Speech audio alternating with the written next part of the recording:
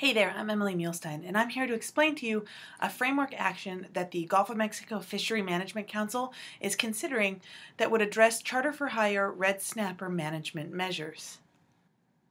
As you may know, the federal red snapper season length and bag limits have been declining since about 1997. And recently, states have been opening their own inconsistent seasons within their state waters. Now, the fish that are harvested in those state water seasons still count against the federal quota, so the federal season has been shortened to account for that harvest. Also, federally permitted charter for hire vessels must abide by the more restrictive federal regulations when they're in state waters. So if the state water season is open but the federal season is not, those charter for hire vessels cannot fish. So the Council is considering action because the federal for hire fleet has been experiencing diminishing access to red snapper fishing. Also, the Council just completed Amendment 40, sector separation, and this allows for the for hire component to have different management measures than the private angling component. So the Council would like to provide more recreational fishing opportunities by reducing the for hire bag limit. This would result in an extended fishing season for charter and headboats. The first action that's being considered by the Council is reducing the bag limit. Currently, the bag limit is 2 fish per person per day. That's both for the for hire component and the private angling component of the recreational fishery. Analysis shows that reducing the for hire bag limit to 1 fish per person could potentially increase the season length by 63%. Now that is if no high grading occurs, meaning if the fishermen do not selectively keep the larger fish. That percentage increase will reduce if high grading does become an issue. And also analysis shows that reducing the bag limit to 1 fish for every 2 passengers could potentially increase the season length by 160%. So the Council is considering 3 different alternatives for this action. The first is the no action alternative, and that would keep the bag limit at 2 fish per person. The second alternative would reduce the for hire bag limit to 1 fish per person per day. And then the third alternative considers reducing the for hire bag limit to 1 fish for every 2 anglers. And there would be an allowance for fewer anglers. So if there's an odd number of anglers, let's say 3 anglers on a boat, then they would be able to keep 2 fish for those 3 people.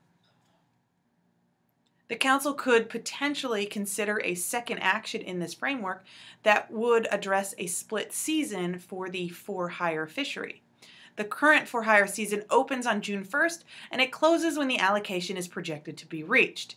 Now, the ad hoc red snapper for hire advisory panel met early in December of 2014, and they've asked the Council for a split season where 66% of the quota is allocated for the first season, and then the remainder of the quota would be used in a second season later on. So if the Council wanted some sort of split season scenario for the 2015 fishing season, then they would have to take final action on this at their January meeting. The first alternative is the no action alternative that would keep 1 single charter for hire season that opens on June 1 and closes when the for hire allocation is projected to be reached. Alternative 2 would create a split season.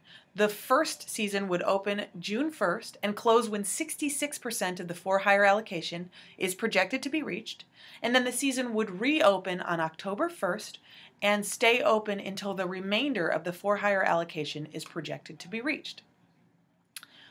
Alternative 3 would not be able to be in place for the 2015 fishing season. So, for 2016, the for hire season will open March 1st and close when 66% of the for hire allocation is projected to be reached.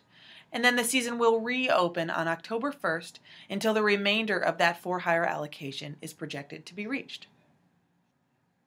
The Council could choose any one of these alternatives, or the Council could select to choose alternative 2 and 3, and that would open the 2015 season on June 1st with a second season in October, and then in 2016 the season would open on March 1st with that second season also in October.